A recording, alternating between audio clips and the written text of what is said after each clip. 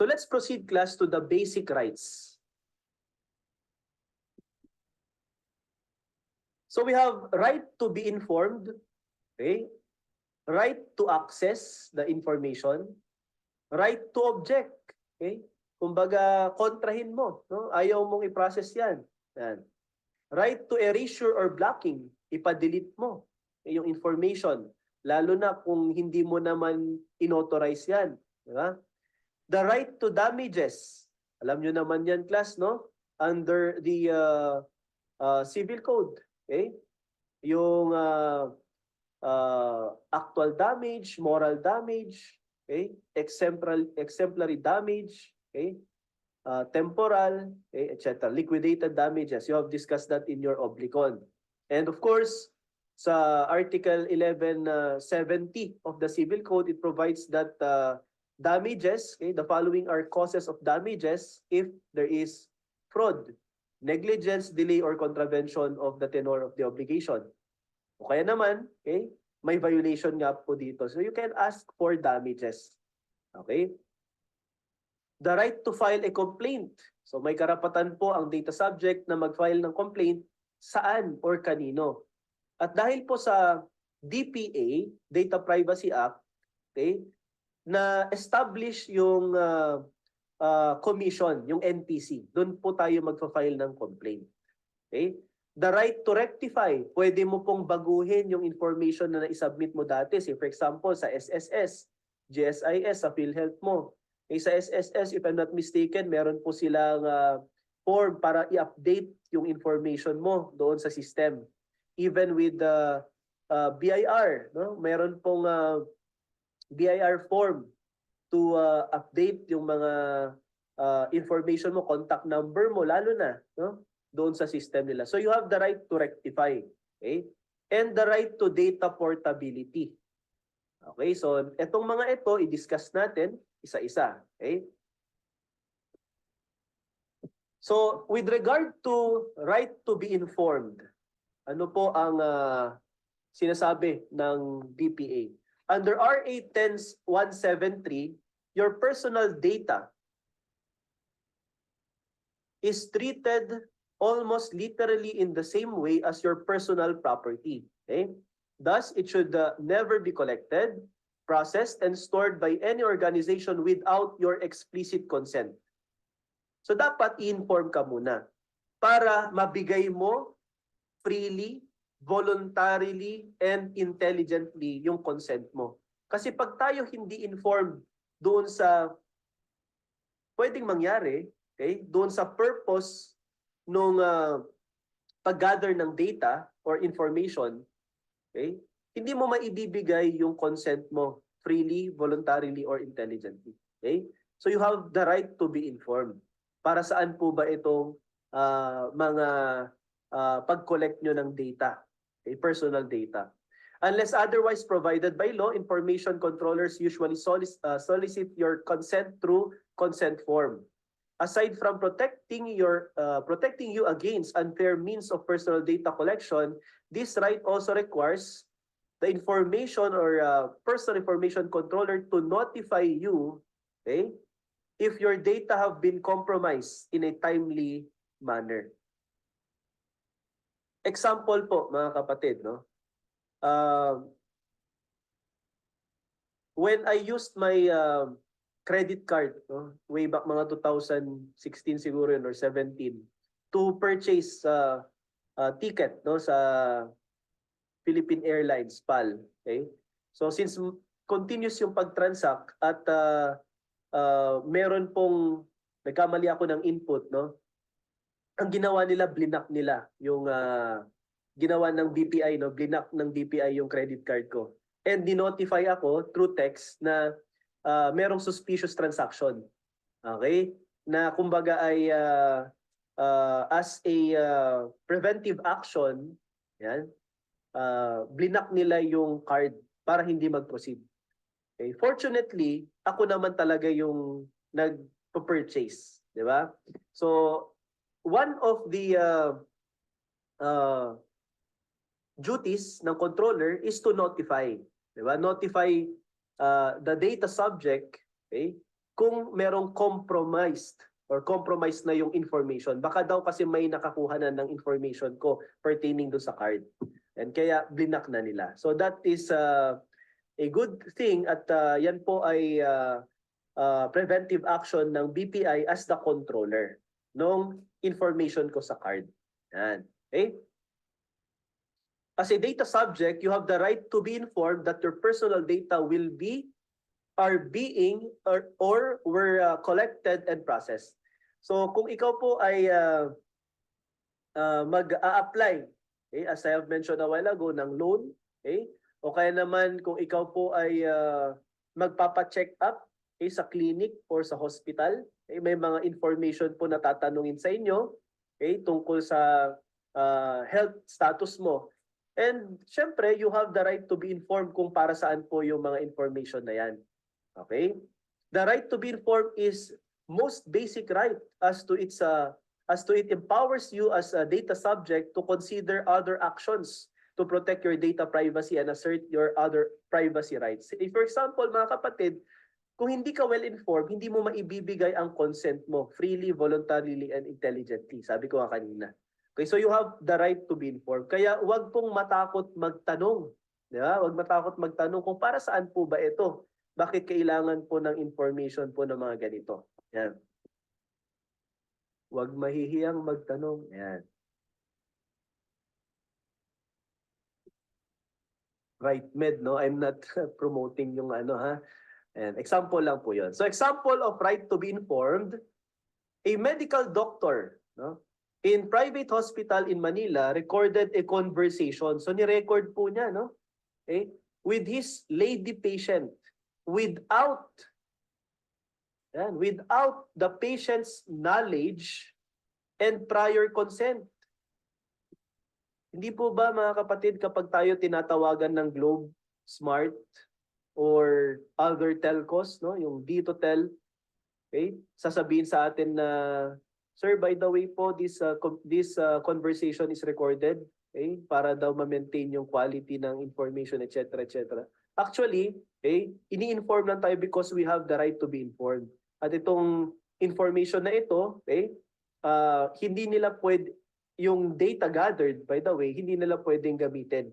Okay? And also, you have the right, no, doon sa data privacy as well as yung tinatawag nating wiretapping.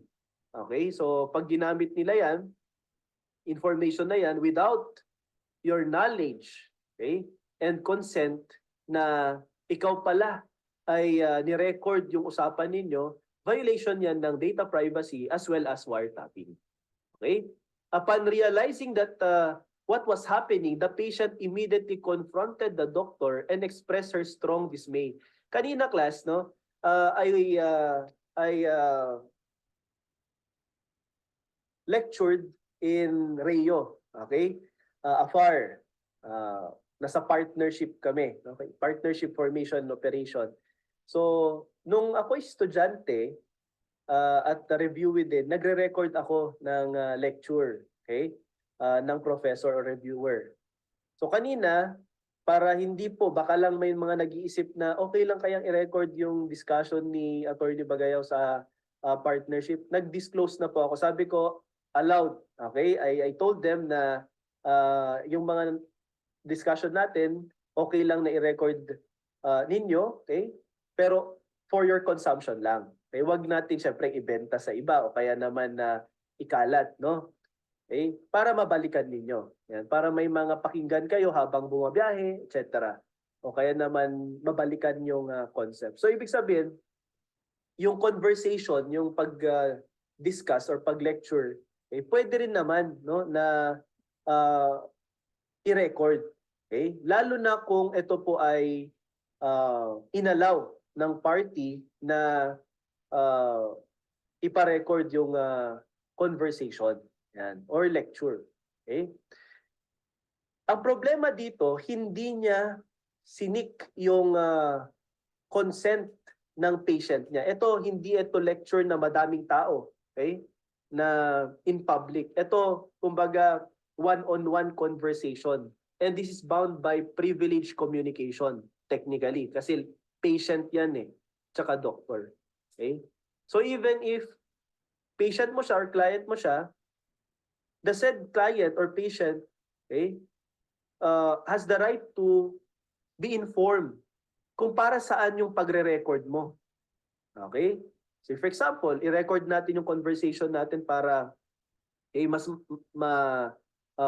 ma-diagnose ko, no? Mabalikan ko yung mga napag-usapan, okay? Kung ano yung sakit mo, ano yung possible na gamot para dyan. Kapag lawyer naman, at least mas mabalikan ko para yung mga allegations natin, okay, mas maayos kong ilagay sa pleadings, etc.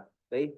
So you have the obligation to inform your client or your patient kahit na meron pong tinatawag na privilege, di ba? So dito sa example na ito, the lady patient was not informed, okay, of the recording done by the doctor. Okay? Siyempre nadismaya siya. Pointing out the physician's lack of professionalism in recognizing his personal right to privacy. She said, okay, she could have given her consent anyway if only she was asked politely. So pagka-explain naman natin klase, say for example sa client natin, okay, mga CPA tayo, okay, tapos makikipag-meeting ka sa client, prospective client, tapos ito yung mga services, di ba? At para i-audit yung FS, ito yung mga kailangan natin. Pwede mo namang sabihin na pwede bang i-record natin or ito yung mga information na ino-note natin. Okay? Explain mo sa kanya because your client has the right to information kung bakit kailangan mo yung mga yan. Okay?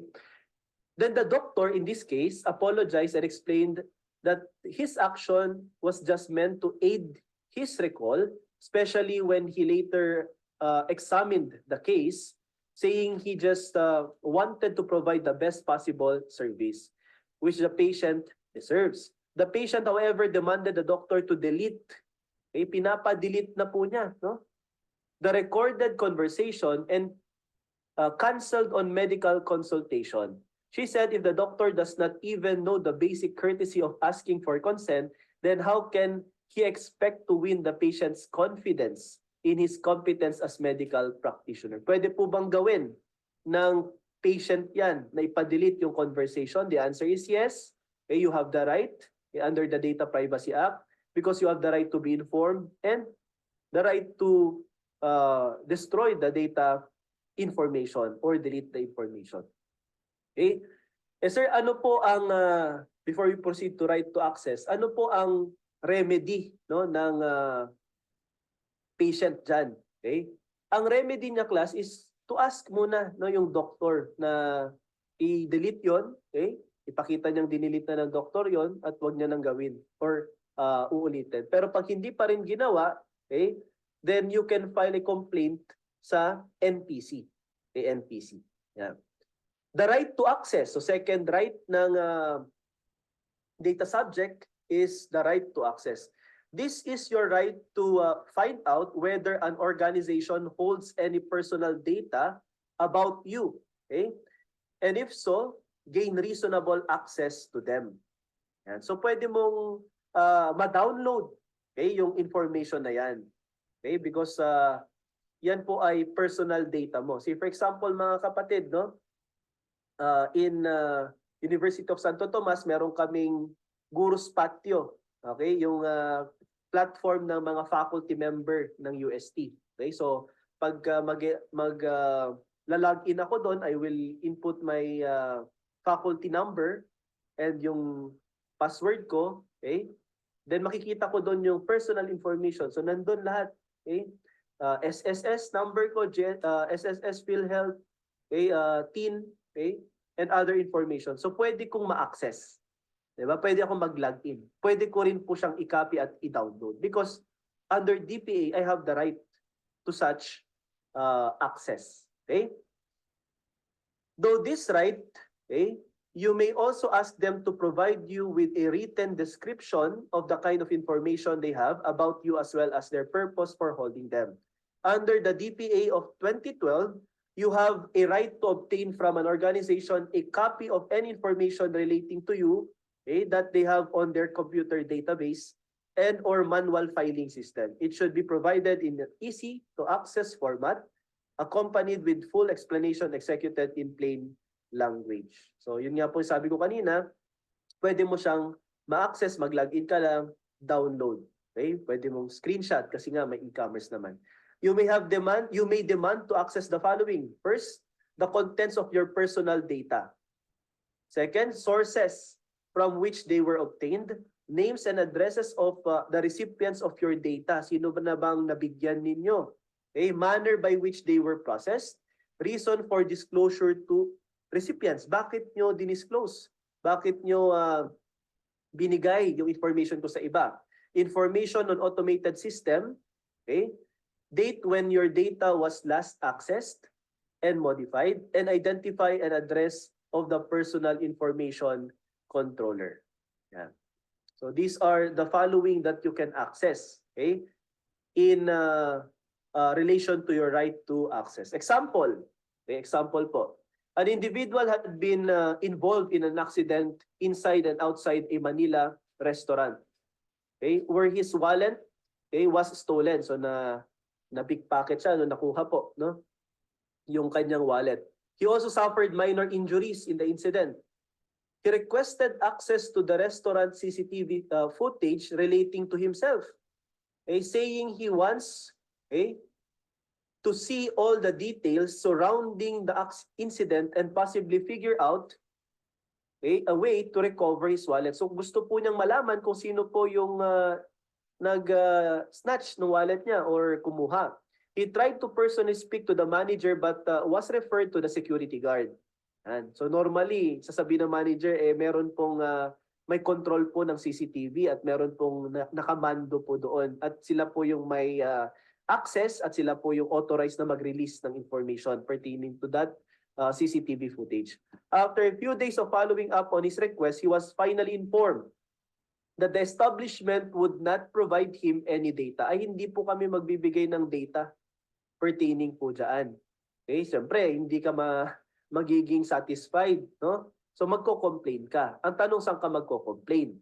Siyempre, the answer would be, okay, doon sa NPC. Okay? Now, in this case, this infuriated, okay, him, and upon going back to the restaurant, he demanded, so nagalit po siya, his right to view the footage or else he would create a scene. So, eksena, no? Gagawa siya ng eksena. He was told that as per their security policy, no outsider, yan, is allowed to enter, okay, areas in their establishment designated only for employees. So bawal po kasi, ma'am, sir, kasi hindi po kayo empleyado. Yan. So hanggang doon na lang po ba? Ha? Ang sagot, okay? Kung ikaw po ay gusto mo ngang malaman at makapag-access doon sa CCTV. So ang una niyang ginawa, nakiusap siya kung pwede po na makita yung CCTV, ma-access, okay? At makuha po yung copy kung sino po yung kumuha ng wallet ko, no? Picturean ko o kaya naman yung video, okay? Para maging evidence. Ayaw. Okay? Wala kang magagawa kasi yan po ay private, no? Private na establishment, okay? However, nakuha ka sa video. So meron kang right to access pa rin. 'Di ba? May right to access ka kasi ikaw ay nakuhanan. Okay? At yung pagkuha sa iyo doon sa CCTV kasi nga yan po ay restaurant at kumain ka dyan, ang sabi ng Data Privacy Act, meron kang right to access that video because ikaw ay subject, no, data subject dyan. However, hindi mo mapipilit na ibigay nila agad-agad yung video. Okay? So, ang gagawin dyan, class, ay you have to file a complaint. You have to exercise your right to file a complaint. Okay? Para ma-access mo yung video. Saan ka magpa-file? Hindi po sa management ng restaurant na to. Okay? Lalo na sa guard kasi nga ayaw nilang ibigay. Okay? Sa NPC ka mag-file. Ibig sabihin, okay, sulatan mo. Okay? Sulatan mo muna. So, kung ikaw yung individual na to, nakiusap ka na ayaw nilang gawin, sulatan mo yung data, okay? Protecting officer, DPO, kung sino po yung may hawak ng data. Okay? At yung DPO, sulatan mo, requesting na i-release niya at bigyan ka ng copy.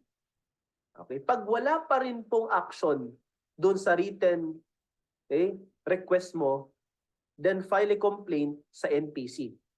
Okay? Na itong restaurant na to, okay, allegedly ayaw nilang i-release, etc., etc., itong aking itong CCTV footage na kailangan ko para malaman kung sino po yung kumuha ng aking wallet, etc. So i-attach mo doon na nagpa-receive ka ng written request sa DPO nila. Okay? And then bahala na po yung NPC to investigate and evaluate kung bibigyan ng order para i-release yung CCTV footage na yan na kailangan mo. Okay? Yung iba naman, syempre, the usual naman class ay kapag nawalan ka ng cellphone or wallet sa restaurant, ire-report mo sa police. 'Di ba? Ipapa-blatter mo 'yan. Tapos kung ikaw naman yung management ng restaurant at yun ang nire-report sa iyo na meron nawalan po ng wallet, nawala yung wallet ko dito at kumain naman ako dito, syempre i-check mo muna, no? Wag mo muna siyang papasukin. I-check mo kung talagang sa araw na to, sa day na to, siya ay talagang kumain at meron nga. At kung ma-verify mo, kung ikaw yung manager, ma-verify mo nga na siya yon, kamukha naman talaga niya yon, bakit ayaw mong ibigay yung access? Diba? Hihintayin mo pa ba na NPC ang mag-order sa'yo? Okay? Pero kung wala kang makita na siya yung muka na nandun, okay, sa day na yan at saka ano, and as manager, as okay, CCTV, yung guard na nagmamando ng ano, tama lang na wag mong i-release yung footage na yan in order to protect din yung mga ibang tao. Malay mo, nagpapanggap lang siya, di ba, na nawalan siya ng wallet. Yan. So, either way, okay, pwede po may right, okay, at may obligation din.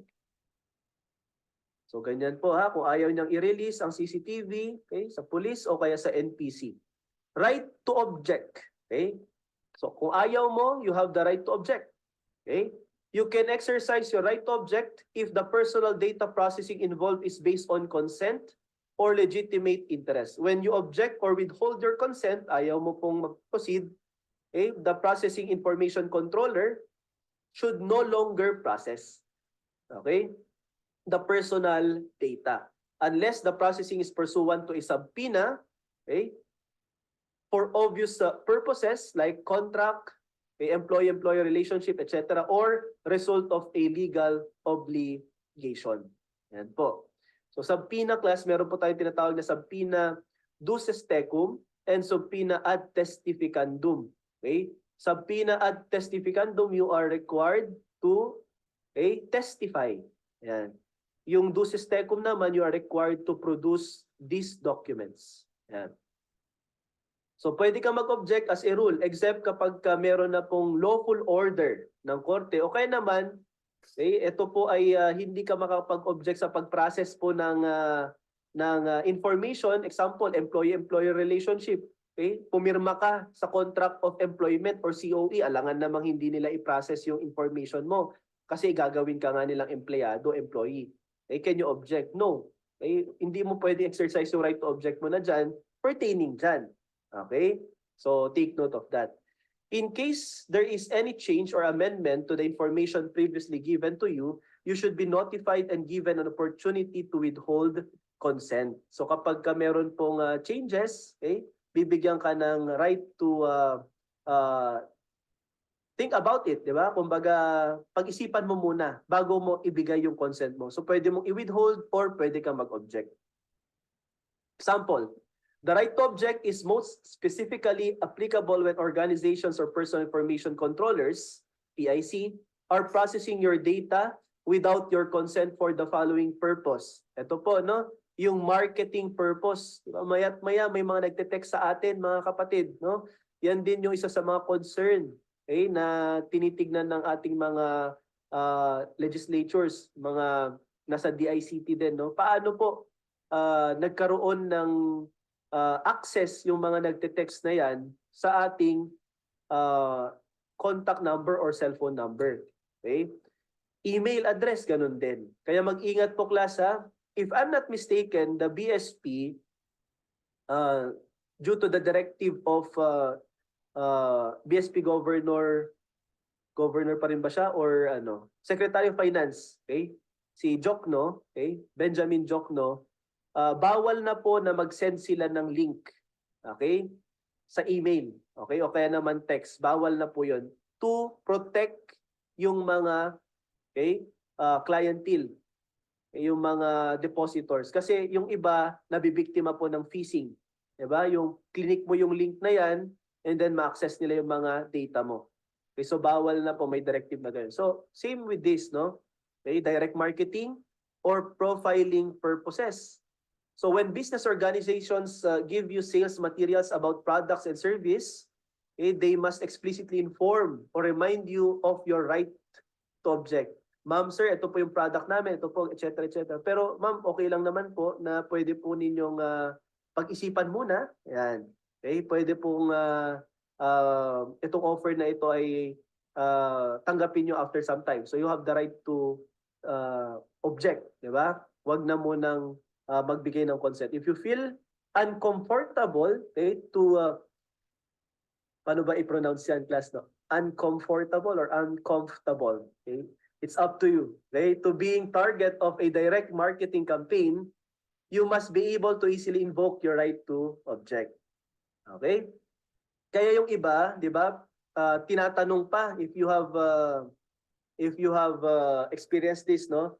Okay lang ba? Is it okay na sendan ka sa email, 'di ba, ng mga products, 'di ba? Yung marketing nila, no? Ano yung mga other services pa. Pag nag-click ka ng yes, masisendan ka talaga. Okay? Because you consented. Pag nag-click ka ng no, you exercise your right to object. Okay?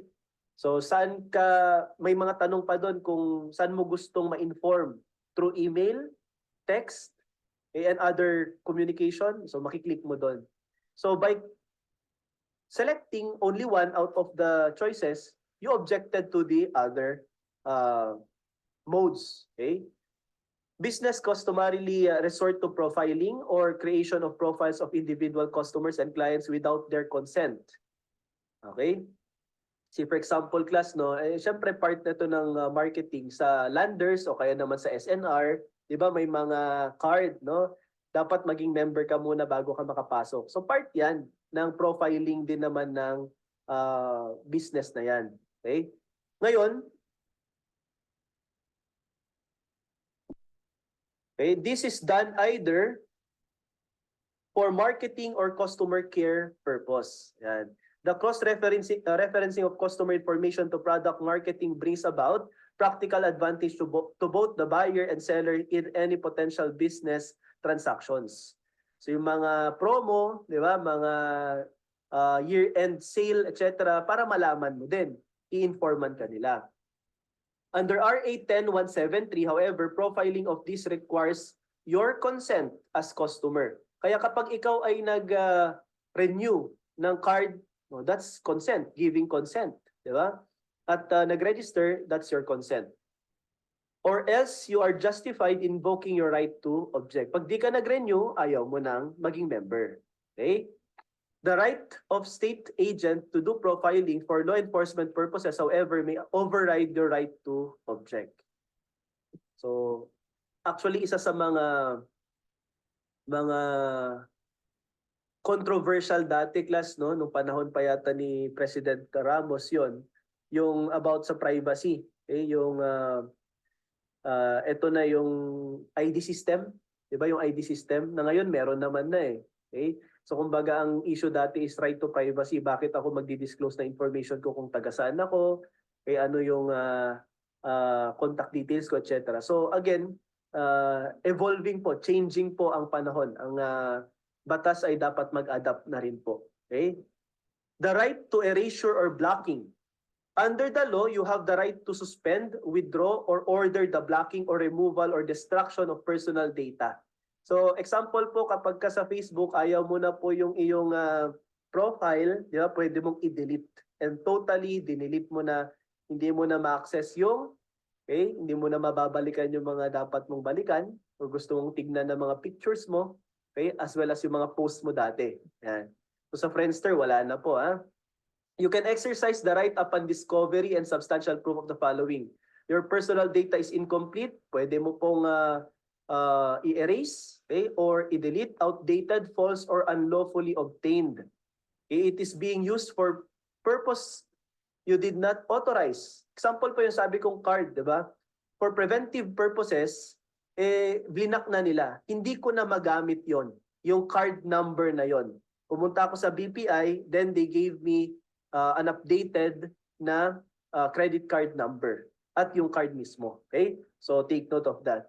Kasi again, allegedly, okay, meron pong unauthorized use. Pero ako naman talaga ang gumagamit, no? Baka lang meron silang na trace na na-click ko doon sa link o kaya naman nung nagbabayad ako merong nakakuha ng information.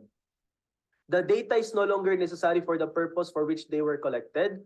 You decide to withdraw consent or you object to its processing and there is no overriding legal grounds for its processing. The data concerns information prejudicial to the data subject, okay, unless justified. Okay, the processing is unlawful. The personal information controller or personal information processor violated your right as a data subject. So pwede mong ipa-delete. Example po, binidyohan ka, 'di ba? Na wala kang consent, pwede mong ipa-delete 'yan. Okay, pinicturean ka, siguro dahil nagagandahan siya sa'yo or nagogwapuhan siya sa'yo, kung feeling mo ay hindi yun okay sa'yo, then ipa-delete mo. Because that is your right. Okay? Hindi ka naman artista, hindi ka naman public figure, di ba? Hindi ka naman, alam niyo na yung politician, okay? At nakikita sa TV, TV anchor, etc. na pwedeng ma-videohan or ma-picturean. Okay? Pero still, may right to privacy. Okay? Yung mga public figure kasi, mayroon ng portion sa kanilang right to privacy, okay, enshrined under Bill of Rights na na-relax na. Kasi public figure na sila. Okay? Pero kung hindi ka ng public figure, you have the right to erase, no, or block the said information. Right to damage. Siyempre, class, no?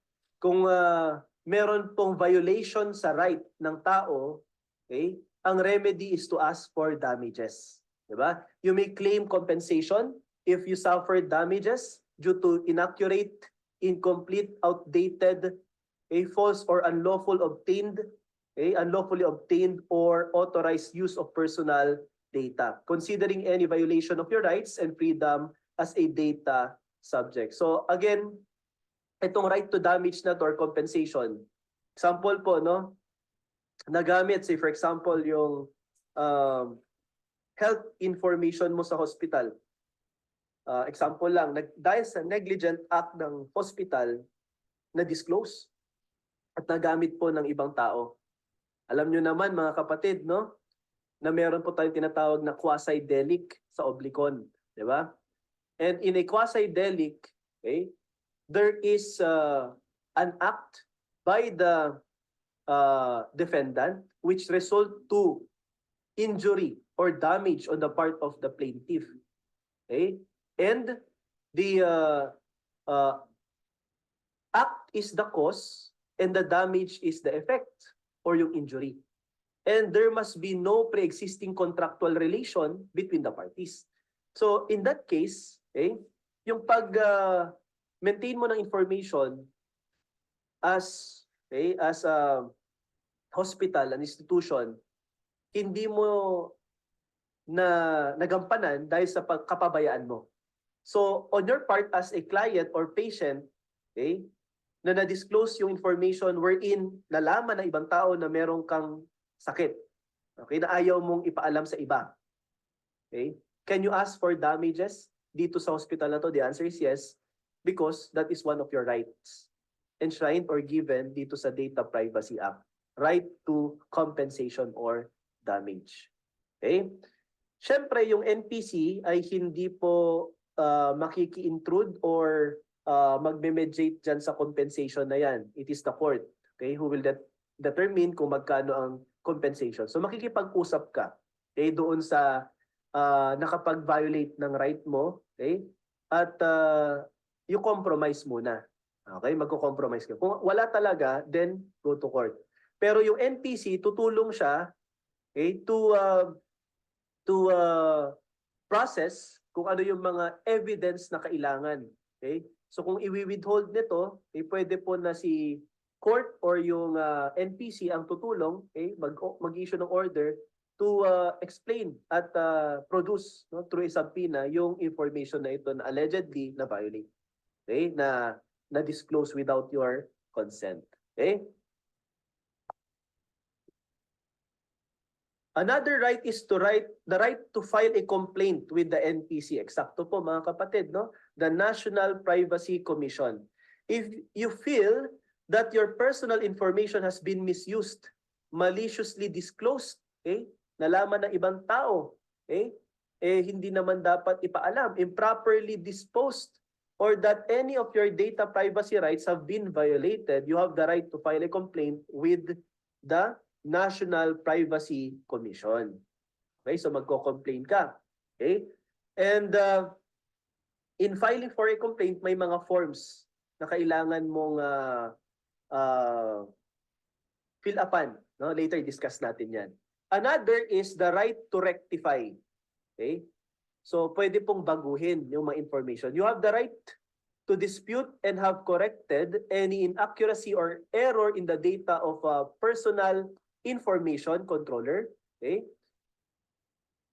na hawak po niya, about you. The PIC should act on it immediately and accordingly unless the request is vexatious or unreasonable. Once corrected, the controller should ensure that your access and the receipt of both new and the retracted information, and PIC should also furnish third parties with said information should you request it. So, ibig sabihin, pwede po na either ipa-delete mo, mag-object ka, or i-rectify. Baguhin yung information na outdated na, or erroneous, or incorrect. So, dito class, no, balikan natin itong right to file a complaint. Under RA 10173, people whose personal information is collected, stored, and processed are called data subject. So as discussed a while ago, tayo po yung data subject na nagbibigay ng information. Okay?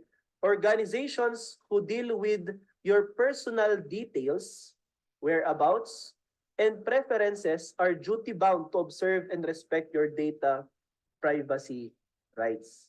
So kung feeling mo na violate yung data privacy right mo, you have the right to complain sa NPC. Okay? National Privacy Commission. Okay? Ito po yun. Disclosed or improperly disposed. Okay? The data subject has the right to file a complaint with the NPC. Okay, so sino po, no? Who may file complaints sa NPC? Okay? Under 2021 Rules of Procedure of the NPC, National Privacy Commission, the following may file a complaint. First is the data subject, ikaw mismo, who are the subject of privacy violation or personal data breach. Say for example, mga kapatid, no? Last week, ka-chat mo yung kaibigan mo. Okay? Tapos may mga pinag-uusapan kayo, information na i-share mo, na i-share niya, etc. Tapos this week, nag-away kayo.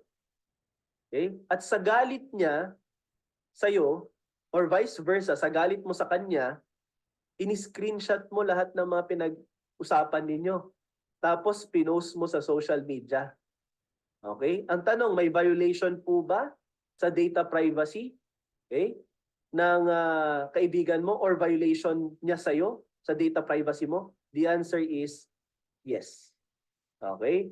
So may violation po doon. So hindi po dapat tayo nag-post class ng tinatawag nating screenshot ng conversation without the consent of the data subject. So yan. So yung ka-chat mo mamaya, sabihin mo, "Hoy, hello, data subject." Ayan. So data subject siya. Data subject ka din. Okay? So take note of that. And kapag feeling mo na violate yung right mo, then you can file a complaint sa NPC as a data subject. Okay? Another person who can file a complaint is representative of a data subject. Example po, no? Kung yung data subject ay minor o kaya tawag nito, meron po siyang hindi niya maibigay yung consent niya, etc. No? Pwede pong yung guardian niya ang mag-represent sa kanya. Or kahit naman na legal age, pwede rin po na through an SPA, Special Power of Attorney, mabigyan po ng authority yung representative to file in behalf of the data subject. If the representative is a juridical entity, the person filing the complaint must be authorized by the Special Power of Attorney to appear and act on behalf of the data subject. The person must also be authorized by the board resolution and secretary certification. So kapag corporation, dapat may board reso at SPA na siya talaga yung representative to appear and act on behalf of the juridical entity. Same with the partnership, di ba? Meron pong resolution din, no, ng mga partners, okay? Para dyan. Or the NPC on its own initiative. Pwede po siyang mag-investigate. Ayan. How do I file a complaint? Paano po? Pwede po personally, pumunta ka po dun sa office ng NPC, I should say. Okay? By registered mail, by a courier, okay? Example po, alam nyo na yan, LBC, okay? Post office, yan. By electronic mail as may be authorized by the commission, the NPC.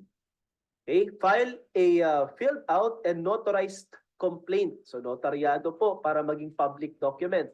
Assisted form, okay? Or a verified complaint together with copies of any relevant evidence and witness affidavit through the following. So yan po. A supporting document po yung mga yon. Electronic documents must be digitally signed and in PDF format. Yan. So sa e-commerce po, allowed na po, no? E-commerce app, the electronic data message and electronic signature has effect and considered as valid, no? So meron pong legal effect na po yan. So kapag electronic document po yung final, like through email, di ba? Dapat po naka-PDF at digitally signed. On page size compliant with the effective use of paper rule, no? If submitted in digital format.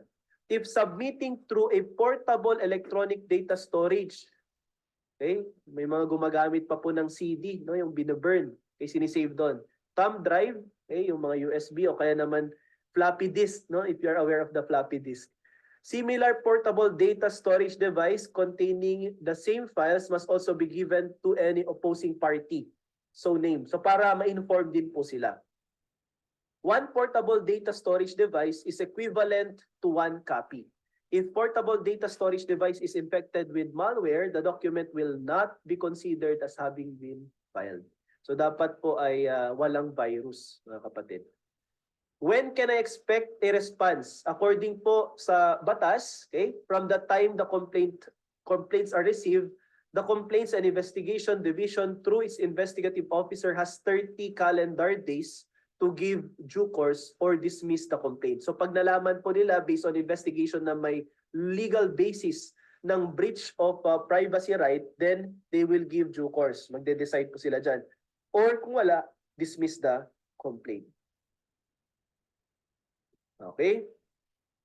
From here, the entire process, okay, yung hearing and decision, okay, should take about 10 to 12 months. Ayan. Okay? At ang way class ay summary hearing. A summary hearing or submission of position papers or other pleadings and the payment of proper bond is necessary. Okay, this process can happen from 1 to 2 weeks after the filing of the request. Ito po yung sample mga kapatid no ng ating complaint form, okay? Lifted from the website po ng NPC, National Privacy Commission Complaint and Investigation Division Complaint Assisted Form. So ito po, okay? And you have here the information, okay? Respondents information, complainants information, sino po yung mga kino-complain mo. And aside from that, ano po yung violation, okay, na kung saan basis kung bakit ka nag-file ng complaint. Is it unauthorized processing, access due to negligence, improper disposal, processing for unauthorized purpose, malicious disclosure, unauthorized disclosure. Okay? And ano po yung gusto mong mangyari? Relief prayed. Okay? Ano yung mga prayers mo? Ano yung gusto mong desisyon, di ba? As for damage, okay, fine, etc. Then this should be again notarized. And with regard to right to rectify, so balikan lang po natin yung number 7, a government employee, example po ito, no? Pwede kang magpa-update at palitan po yung information. Example, a government employee resigned from her agency with a period with premium payment of 20.49 years. So 20 years, 20.5. The employee's birthday date indicate in the GSIS. So government po ito, no? Record is June 30, 1959. Okay? However, her NSO, National Statistic Office, ngayon po ay PSA, okay? Authenticated the certificate of live birth shows June 30, 1952. So ibig sabihin, meron pong pagkakaiba ng 7 years, 1959, 1952, as her birth date. Her birth date will determine when she will start receiving her monthly pension. In 2019, if based on GSIS record, and in 2012, if based on her birth date. Okay? Ayan. She does invoke her right to rectify her personal data under Data Privacy Act of 2012. So pwede pong ipa-rectify. Okay, GSIS, baguhin mo. Kasi ito po, authenticated ng NSO, 1952 ako ipinanganak. Okay, so baka naman yung sa system, okay, kasi nung nag-file ako dati, baka naman ang na-encode ninyo is 1959. So 7 years din po yan na na-serve ko na o kaya naman allowed na akong mag-retire, okay? Nung 2012 pa, okay? 2019 ang tagal na niyan. So you have the right to rectify. Okay? Basta't magpakita ka lang class affidavit mo, okay, na ito yung birthday mo, affidavit din ng disinterested persons, no? Yung mga kapitbahay ninyo, kakilala ka na ito yung birthday mo, as well as itong NSO certificate, no? To prove na ito yung mga basis kung bakit ko in-exercise yung right ko to rectify under the Data Privacy Act. Because this can affect your benefits, retirement benefit, kung kailan ka tatanggap. Di ba? Okay? So, ayan po. So, ito po, no, lifted from website again of the National Privacy Commission. Personal Data Correction Form. Ito po yung sample po nila. Okay? So you can check dito sa website po nila, okay? And ito po, no? Yan. And the last right class ay yung right to data portability. Okay, portable. Ano po ibig sabihin niyan? This right assures you, okay, to remain in full control of your data. Okay, full control of your data. Data portability allows you to obtain and electronically move, copy, transfer your data in secure manner for further use. Okay? It enables the free flow of your personal information across the internet and organizations according to your preference. This is important, especially now that several organizations and services can reuse the same data. So pwede po no na you have the right to electronically copy or transfer or move your data. Say for example, mga kapatid, pwede mong i-download, okay? O kaya naman having full control, pwede kang mag-change ng password or passcode, etc. Data portability allows you to manage your personal data in your private device and to transmit your data from one personal information controller to another. As such, it promotes competition that fosters better service for the public. You have discussed that class in your Philippine Competition Commission or Philippine Competition Act na dahil sa competition, napapaganda yung serbisyo. Okay? Example of data portability. In case you want to close your Facebook account and leave the service or simply feel like you've shared a lot of information about your life no sa Facebook no kung ikaw po yung mahilig mag-post ng memories no yung mga events sa buhay mo, okay, and want to back up all your Facebook data, you may exercise your right to data portability. So pwede pong gamitin po ito para may backup. Meron din po, say for example, yung mga picture doon na yung pwede mong i-save doon sa iCloud, no? Dito sa laptop, etc. So pwede po 'yun. You may also exercise the right if you intend to get usable copy of your personal health records for the use of other doctors you may like to consult. Okay? In banking, the right to data portability may be used to reduce the risk of being locked in with one single service provider, thereby expanding customer options and improving customer experience. So pwede pong magamit din yung information mo sa ibang mga banking institution. Okay. See, for example din, yung, di ba kapag ikaw ay nagpa-check up sa high precision, example lang po, I'm not advertising itong tawag nito yung healthcare provider na ito, no? Yung result ay pwedeng email na nila sa'yo.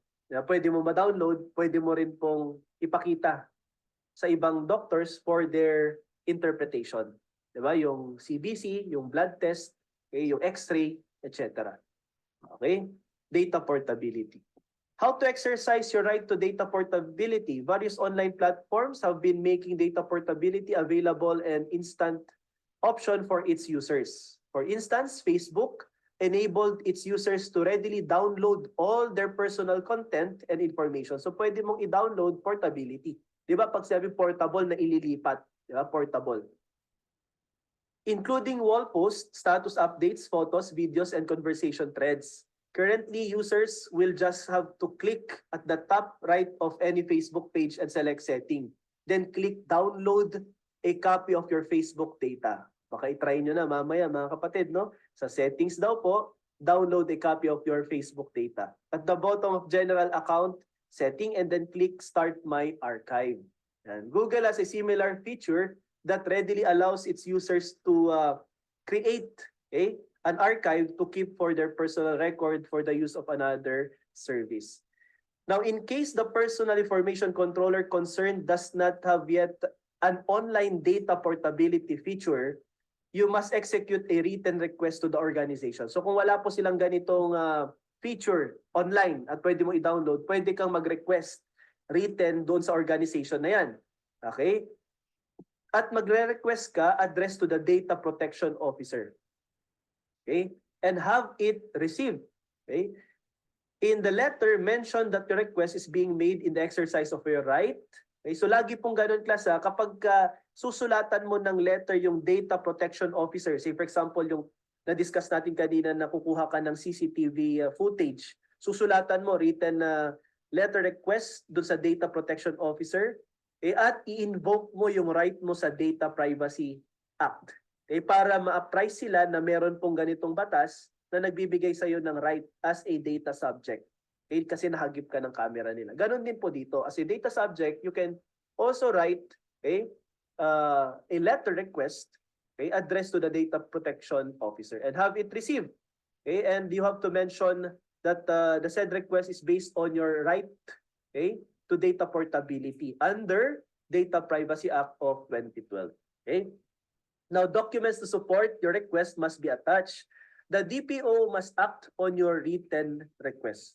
In case you feel that your requests have not been addressed, so kung ayaw pa rin niya, okay, at hindi po satisfied yung nag-request, you may file a formal complaint before the NPC, attach therewith your request letter to the DPO. Yan. So ito po yung request ko, hindi po nila inaksyonan NPC, ano pong pwede natin gawin dito because feeling ko, okay, na-violate yung aking right to privacy. Okay? At syempre as a commission, kayo po yung implementing agency ng ganito pong itong batas na to. So dapat meron po kayong action, okay, at favorable sa akin. So these are the 8, di ba? 8 rights. Okay? Ito po, balikan lang po natin before we proceed to the transmissibility of the said right. Ito po yung basic rights ng data subject. Okay? So from right to be informed down to right to data portability. Then we proceed class to transmissibility. Pwede po bang i-transmit or i-transfer? Okay? So, transmissibility of data subject rights. So, tayo po yung data subject, pwede po ba nating ilipat sa ating heirs? Okay, sa ating legal heirs o kaya naman sa ating assignee. Okay? Just like any physical property such as real estate, you can assign your right as a data subject to your legal assignee or lawful heir. Similarly, you may assert another person's right as data subject provided he or she is authorized legal assignee. Okay? And you may also invoke another person's data privacy right after his or her death if you are his legal heir. Ayan po. At may limitation po dito sa transmissibility of rights. Hindi po pwede kapag siya po ay scientific and statistical research purpose or, okay, this will not apply to processing of personal data gathered for investigation. Okay, so provision of the law regarding transmissibility of the rights and the right to data portability, okay, yung mag-download, will not apply if the processed personal data are used only for the needs or of scientific and statistical research. Okay, so kapag naman ang case ay criminal, admin, tax liabilities of the data subject, hindi rin po pwedeng i-transmit or ilipat sa iba yung data na yan. Okay, kasi personal na yan yung crime, okay, committed. And this is our discussion with regard to data privacy, so that in all persons and things, God may be glorified.